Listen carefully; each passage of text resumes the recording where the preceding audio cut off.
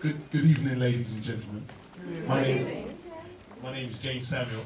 I have an interesting accent because I'm from London. So maybe I should have come up and said, "What's crack?" Oh. But so I think I'm not sure if Felicia Pearson. Okay, I haven't seen her, but we have. I'm with one other cast member who I'm sitting with over there. His name's Michael K. Williams. Okay, come up here,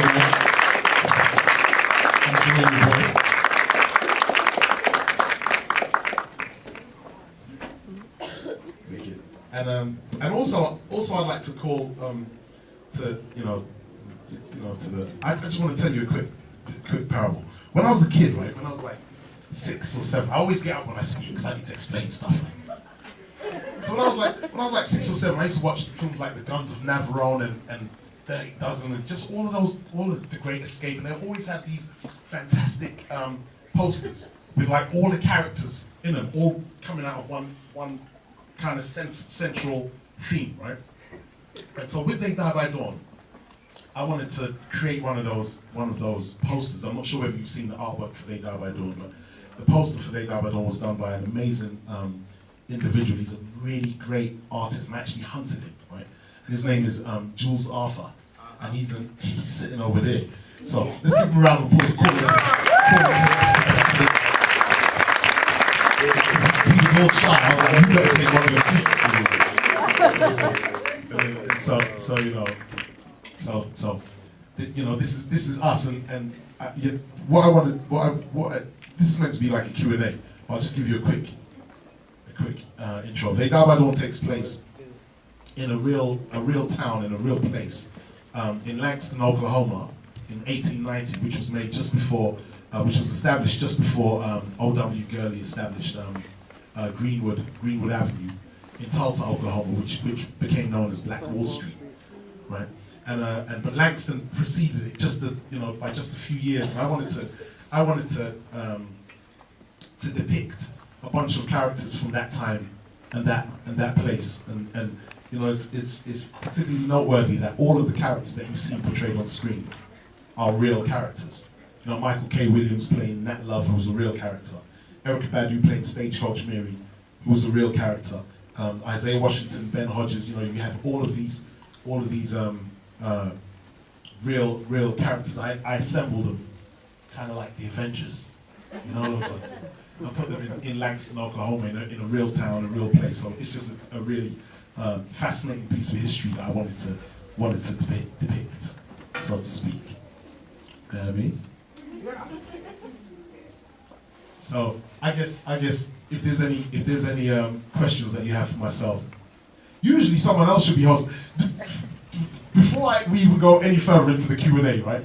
I just like for you to, one of my biggest inspirations as a kid, man, one of my biggest inspirational characters, I swear to God, was this dude, man, because we're all part of pop culture, right?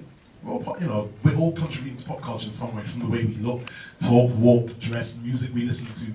But one of the people that had the most influence on me as a kid, and who's also one of the consultants for, this is part 1, by the way, right? It's a prelude into a huge feature called The Notorious Nine, which we start filming in a minute. But it's like, and one of my consultants for that movie, and one of my swag gurus and biggest inspirations growing up is a guy called Fab Five Freddy, who's over there. And I want you to come and join me, Fab.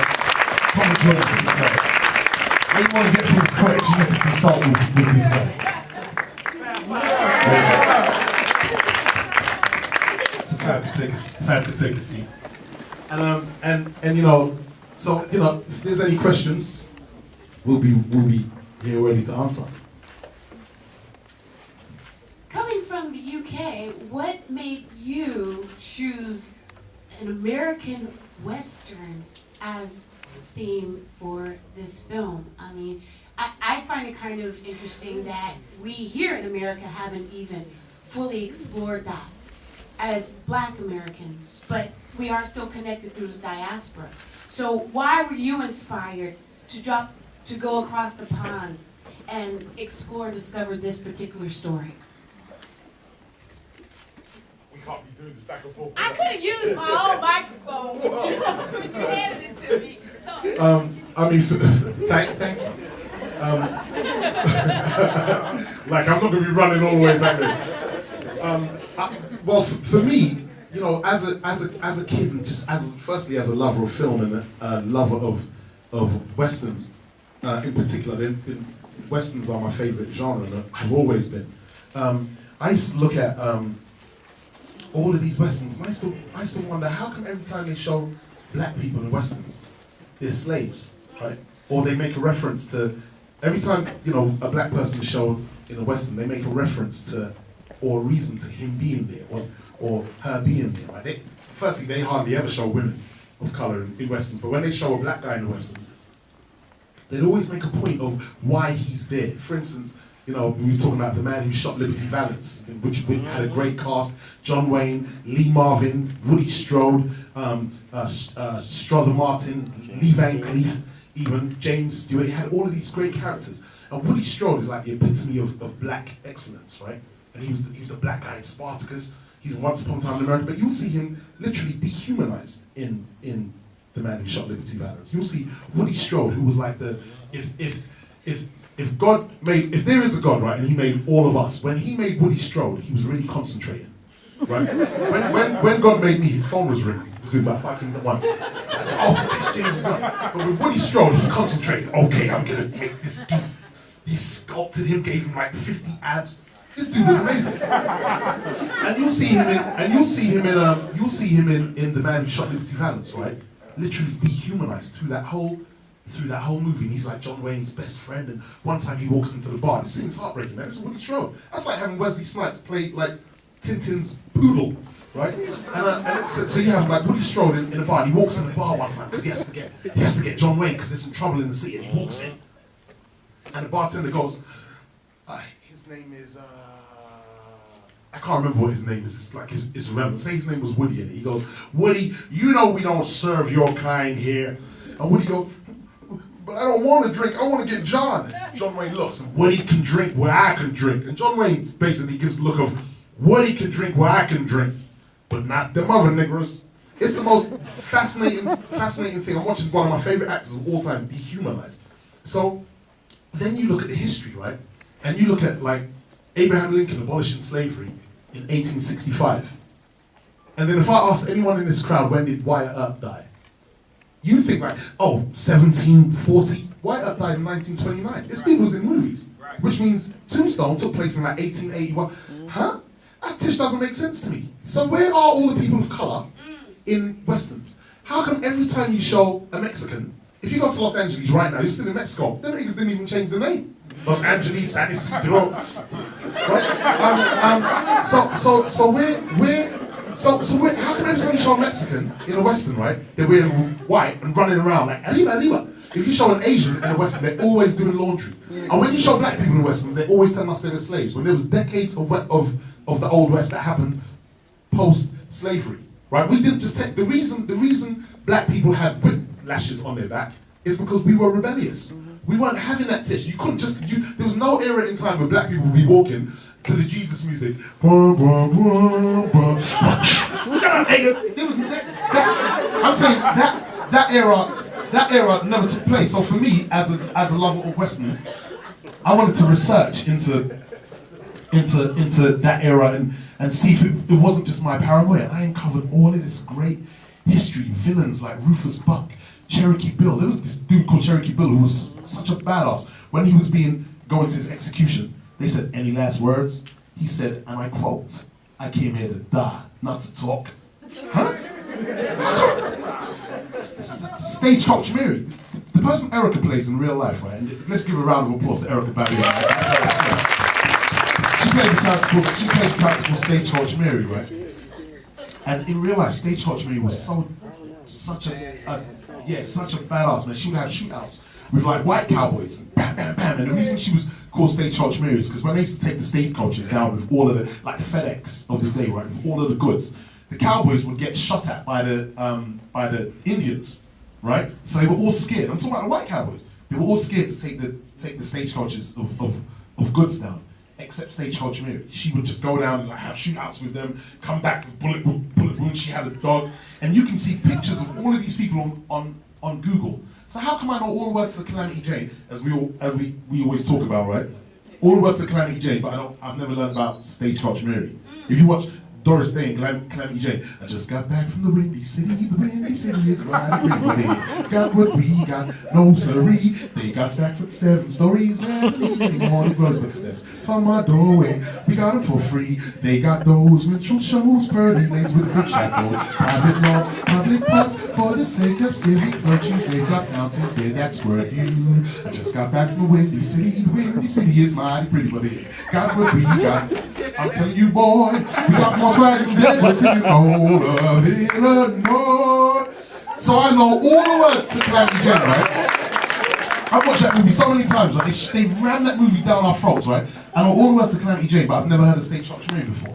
That is a crime. Whoever is in charge of those rules should be drawn and quartered, right? And never be allowed. Remember Chris Rock in Friday? Don't you come around here no more. Don't come around here with those rules. Like it's as Nina Simone said, it's a new dawn, it's a new day, and they die by dawn. You know what I mean? So listen. And I made a whole new family, because of Jeymes' vision, and just to be able to, it was crazy, Isaiah and I, or Bokeem and I, or Nate Parker and I, we would always say, man, we gotta work together. We never once thought in a million years that we'd all be working together, and so that was like the cherry on the cake. But with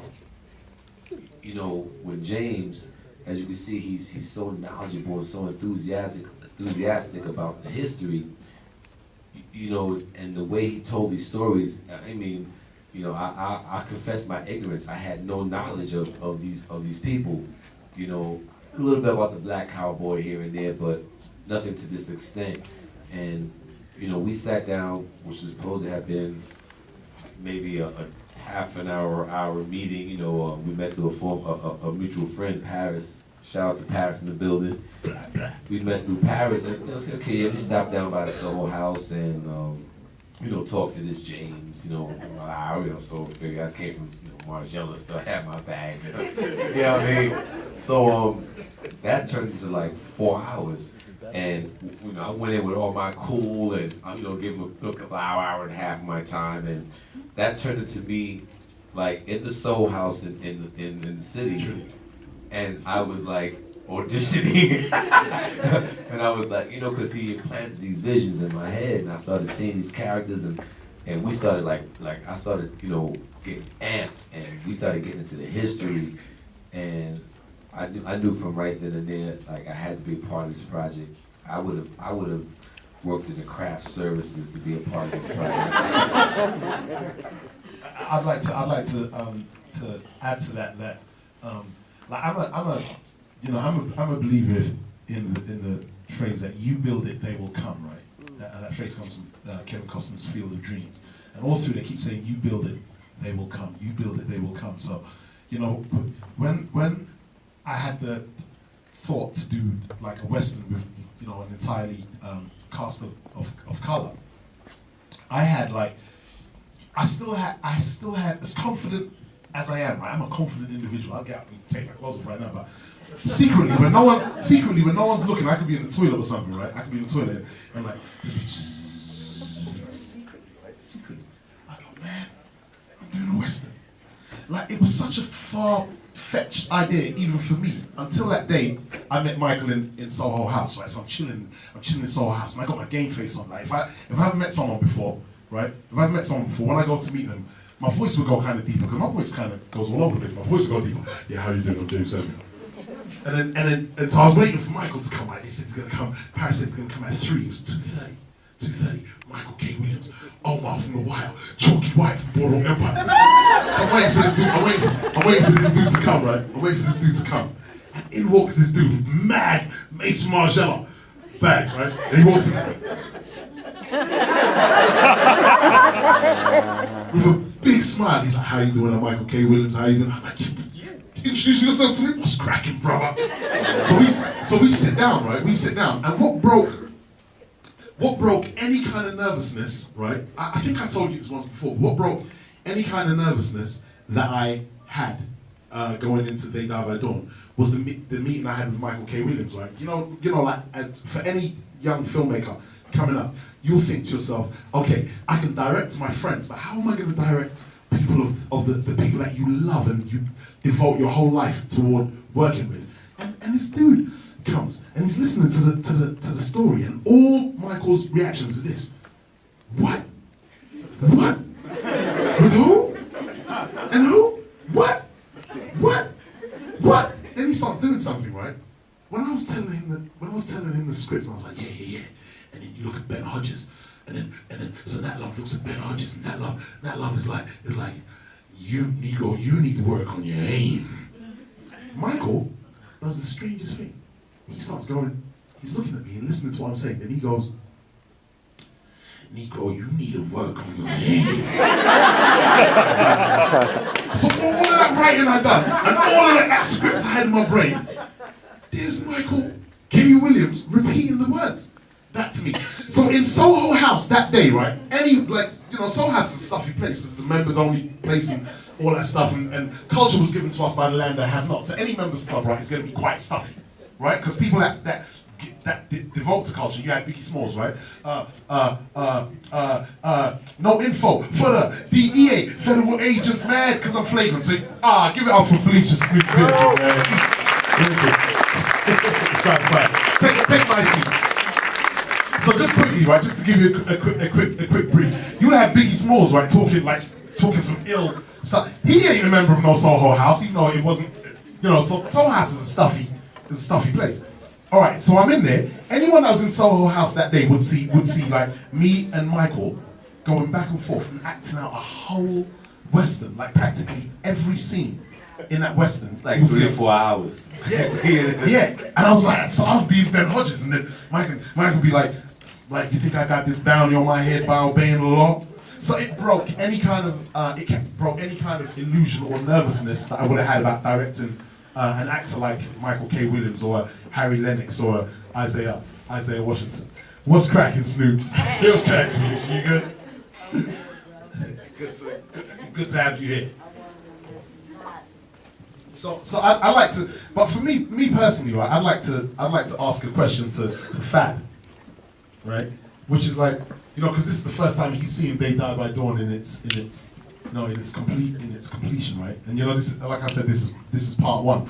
But for you being like as involved in or being a real signatory, That's how we weren't involved in those stories until you start to learn about history and learn about Deadwood Dick and some of these actual black cowboys, and you see these images, which luckily I seen before the internet, so I had a sense that we were there. And it's just one of those things where it's great that we get to tell our own stories, because as you learn this history, of course, there's so many great stories that you, me, we would all like to see and know more about. It's funny, having just seen, recently Tarantino's Django, and seeing this film, and I saw it in Harlem, 125th Street. It was one of the first times in a very long time that people were talking back to the screen. Like growing up, going to movies as a kid, people talk back, motherfucker, move, run, yo! And to hear that kind of response to seeing, what was going on in that movie. And then I thought back to all the Westerns I saw, and the fact that, wow, a lot of these people had slaves, and black folks were all over these scenes, like, Bonanza, which were wealthy, a whole family with wealth would have definitely had a lot of slaves that weren't a part of it. So it's great to see that this is happening. It's a really great film, by the way. And also I think it was interesting in thinking about how D.W. Griffith's Birth of a Nation, which was like this pivotal film, if you guys didn't know, that did kind of two things really well. It was really innovative cinematically, but then it also really branded the Ku Klux Klan, racism in America. A lot of stereotypes of people of color were really invented in that movie. So it had you can't even really understand the effect that movie had at that time. It had first been a hit Broadway play, had first been a hit book, then a Broadway play, then a major motion picture, proudly screened at the White House. Crazy. Really just embedded the kind of Jim Crow, you know, maniacal, ignorant racism that just flowered beyond control, and inspired Oscar Micheaux to make movies. Crazy. So that's it. That's pretty deep. And my last question, right? My last question is for Michael, right? Here's something I never told you before, right? Because Michael is a mad cool guy. Up to now, I don't understand how someone could be so cool in real life but so menacing on screen. It makes no sense. I was watching Boardwalk Empire last week, and I watched him on screen. I don't know that guy. So you know, that was the first time I had done anything of that size before. And by then, me and Michael had spoken about 100 million times about the character and this, that, and the other. But, like I told you, I always stand when I speak. The first day of filming, I get to set, and I don't see no Michael, right? So I'm on set, I got game face on, and there's some girls and like some nice extras around and stuff. So I got super game face on, pretending like this is nothing. Like yeah, over there the crane, and then you see like the extras, the women extras walking past, like hey, and then Michael comes into the saloon. So this is about 10 minutes before we do the run through, right? So Michael comes in the saloon. As my Islamic brothers say, wallahi, I'm not lying, right? Michael comes into the room in full Nat Love garb, right? And I walk up to him, because I've been speaking to this dude. We spoke even, I think, the day before set. And I walked up to him like, hey, Mike, what's cracking, bro? Let's go kill him. How are you, sir? Huh? Michael, it's me. But he wasn't Michael. Isaiah Washington wasn't Isaiah. He was Ben Hodges. He was just standing there the whole time. He didn't want to with his guns. Remember, right? Nobody was the people I was speaking to. I remember Erica, right? After a take, she looked at me and she went, you know, I sleep with my shotgun. I was standing like, huh? I was in the Old West, right? So I want to ask you, Michael, like, what was your preparation for that character? Because what you played on screen, when I'm writing, I'm doing my own nerdy acting. Man, what you played on screen, as you know, cool as the writing was far beyond what I envisaged. So what was your inspiration for that character and getting into that character's mind state? First of all, this man, he really underestimates his gift.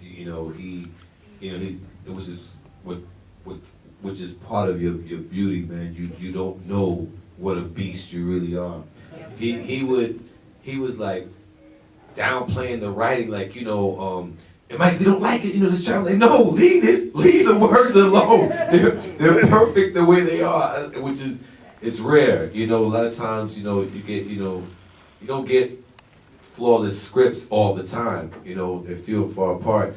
And this script to me was flawless. So number one, it was my first inspiration, my first preparation was just to find the truth behind your words, just as they were. They didn't need any tweaking. I didn't need any. It was crystal clear, and that was my first aspect of my preparation.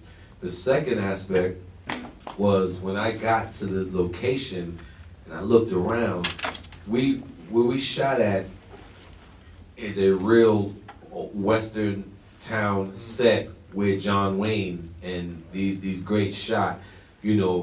There was an eeriness to the set that when I walked and I looked, I just peeked. I didn't even want to go fully in. I peeked. I saw the dirt and I saw the saloons and everything and the horses. I was like, okay, this is for real.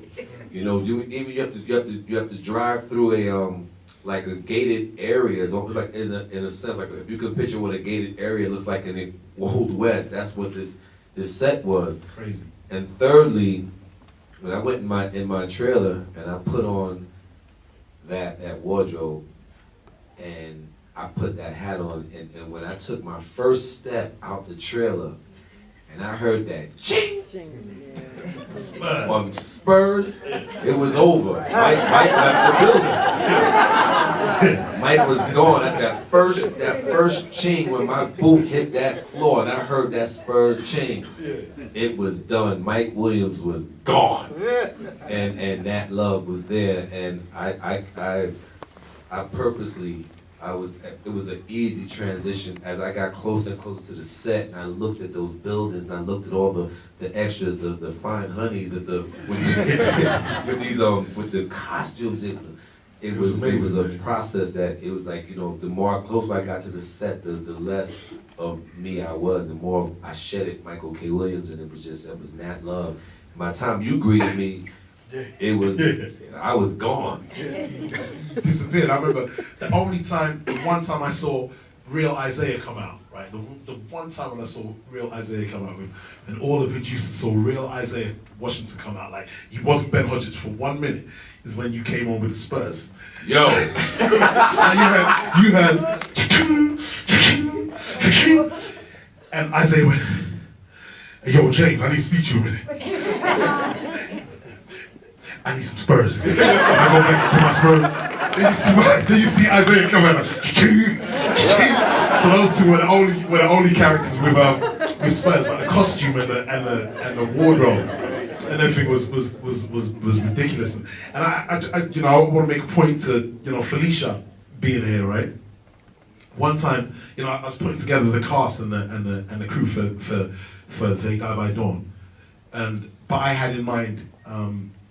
The Notorious 9, which is a movie I start shooting in a month or so, in a couple of months, with Michael K. Williams and the same cast. It's a prelude into that story, but it's a much bigger budget and a huge film. We crossed a lot of terrain. We're shooting all across America and stuff, and so everyone I was casting with a mind to place in the Notorious 9 and what happens to their characters and where they go and where they meet their demise and this, that, and the other, and what happened is Heavy D, right, the rapper. He was me and him, that was my brother. Yeah, rest in peace, and he's my close friend, and he was, he was around me. Literally, he left London on the Friday and passed away on the Monday. Right, he was with me that whole month before. He was with me, right, and so I wrote the part of the bartender for Heavy D, right. The bartender in the thing was Heavy D because I knew what I was going to do with that character in the Notorious 9, right? In the follow-up that's coming, and so that part was open. And one day I get a call from Michael, and he was like, "James, have you the actress Felicia Snoop from The Wire?" I'm like, "What? Do I know the actress?" "Yeah, man. Like, it's a good friend of mine. Do you have anything for her there?" I was like, "Do I have anything? Give her the script and tell her whoever she wants. Bring her. Make sure." Those ones. I'm like, "What? Bring Snoop." Just make her phone me. And Snoop, like anything that comes out of Snoop's mouth. I know we're on the clock, so I'm gonna be quick. Anything that comes out of Snoop's mouth, right, is a movie. Like you can literally just let her talk and just write the tish down and release it. Like, here's the next song. Put a Yeezy beat under it, and she called me. She's like, "Yo, can I speak to Jeymes Samuel?" I ain't no mom. Don't shoot. I was like, "This, yes. What's cracking, Felicia?"